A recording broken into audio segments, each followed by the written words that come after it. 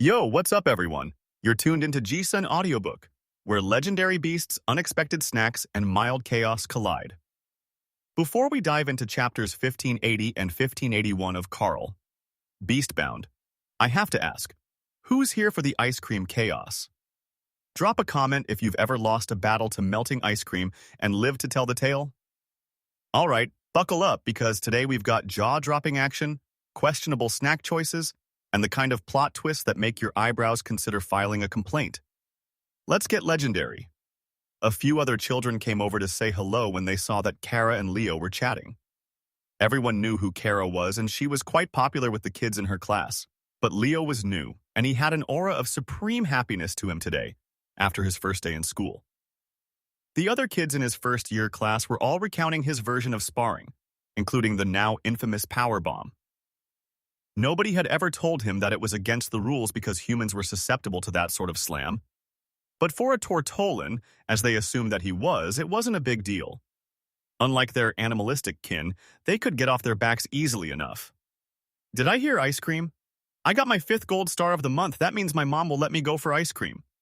A little girl with sparkly pink nail polish announced.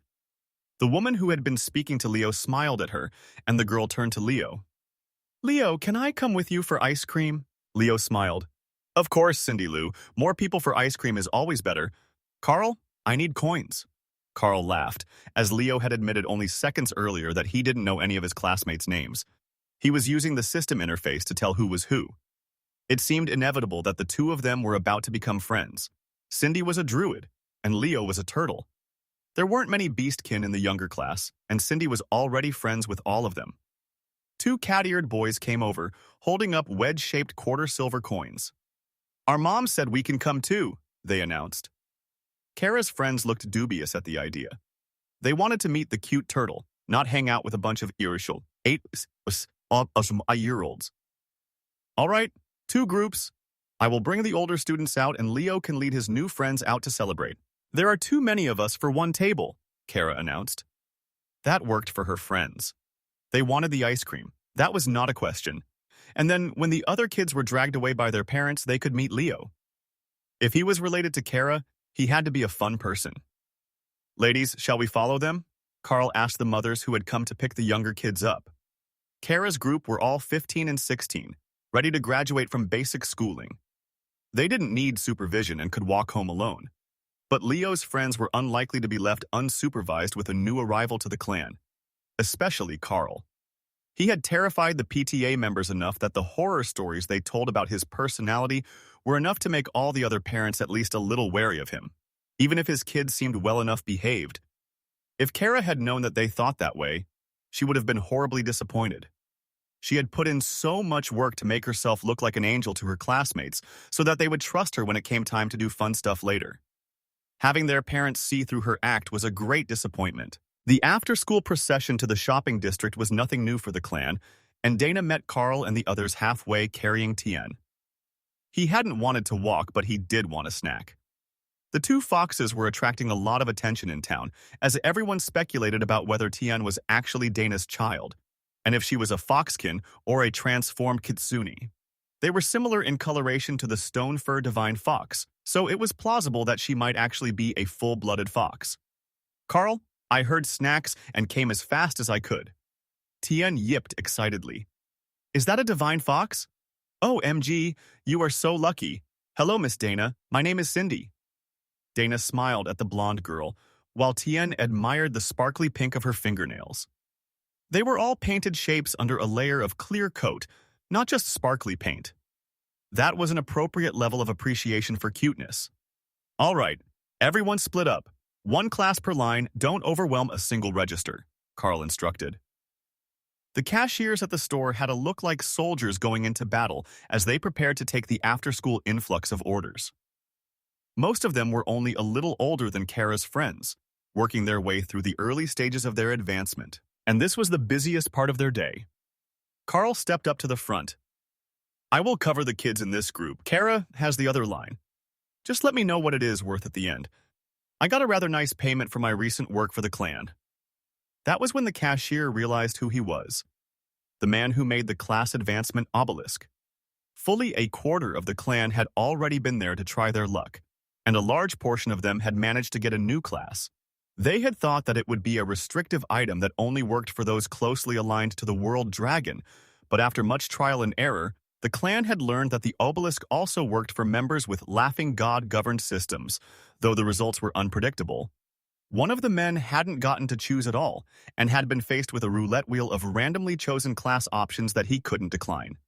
The man nearly had a nervous breakdown in the Obelisk as the wheel spun, but ended up with a new purple grade class advancement.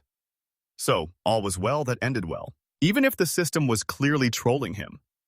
Carl was basically a celebrity to the young immortals of the new home merchant clan, but mostly to the young ladies because the young men found him to be entirely too enviable.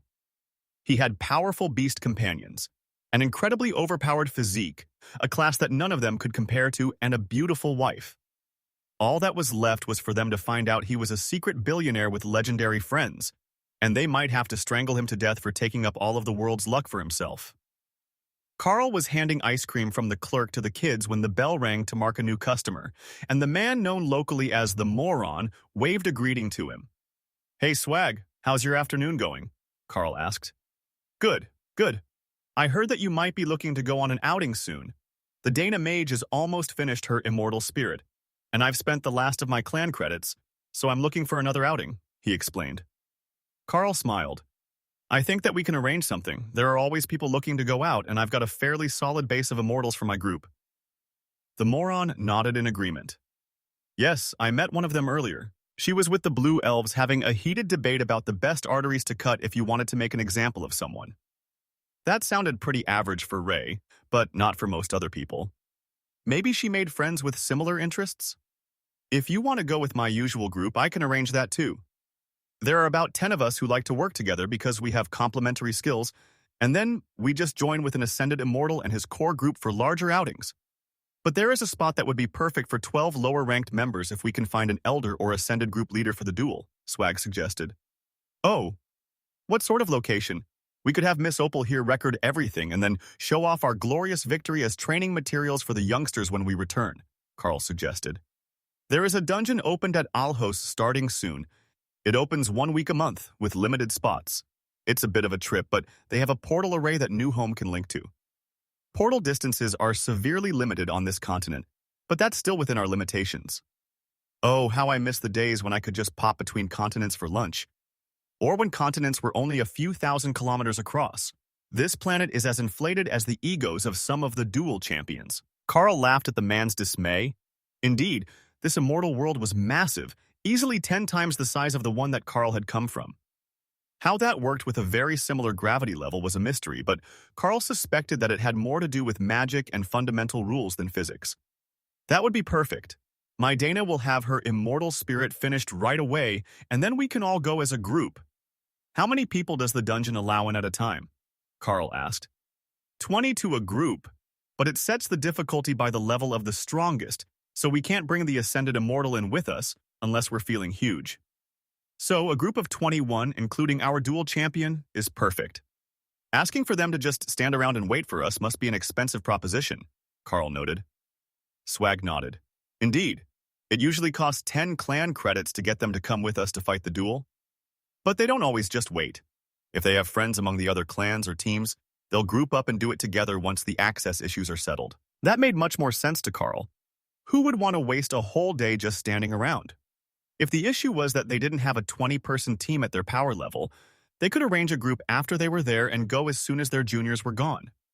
If things went sideways later, thanks to a sketchy group member, that was a different issue. But they would have already fulfilled their obligation to the juniors and had their chance to get rewards from the dungeon. It was not nearly as organized as the Zelaws region with its annual tournaments, but it wasn't a terrible system, and it would let him meet more people than just the members of the New Home Merchant clan. Possibly friendly members of other clans as well, or ones with rare and interesting skills for him to investigate. He needed more of his own distinct skills and fighting styles so that he wasn't just relying on what he learned from the beast to keep up with everyone else. Sure, he was strong, but he really was the one slacking on new skills. Ironically, he even had a skill for making skills, and a skill for combining skills, and he was still slacking. But once he learned a combat style skill, He should be able to combine it with a few other skills to make something that was truly his. Dana moved to stand beside them. I will actually have my immortal spirit stabilized by the end of the day. It's very close now, and I just need to feed it a bit more energy to keep it from trying to detach. If you want to leave in a few days, that shouldn't be an issue. We will just need to let the school know that the little ones will be absent so that they can come along and play in the dungeon. Don't worry, as long as they enter inside their separate space, dungeons and other system trials count the bonded beasts as part of Carl, so they don't mess up the count. The silly grin that Swag gave them immediately made Dana understand why everyone just called him the moron. That smile spoke of a man with 2 brain cells, both fighting for 3rd place. But he had the ambition, and he had the rest of a team, as well as the connections, so there was no real harm in going with him.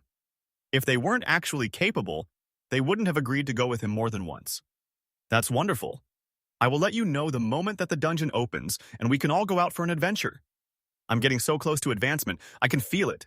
Then he rushed out of the ice cream shop. The door slammed shut behind him as he skidded to a stop, holding up a smushed cupcake wrapped in wax paper. He had no idea how that got in his pocket, but it smelled pretty good. It must be his lucky day. Free food. And that's a wrap for chapters 1580-1581, folks. If Carl can survive ice cream chaos, you can survive anything, including Mondays, awkward small talk, and surprise responsibilities that show up uninvited. Did you enjoy the adventure? Hit that like button, subscribe to the channel, and drop a comment with your favorite ice cream flavor. No spoilers allowed, but heated flavor debates are fully encouraged.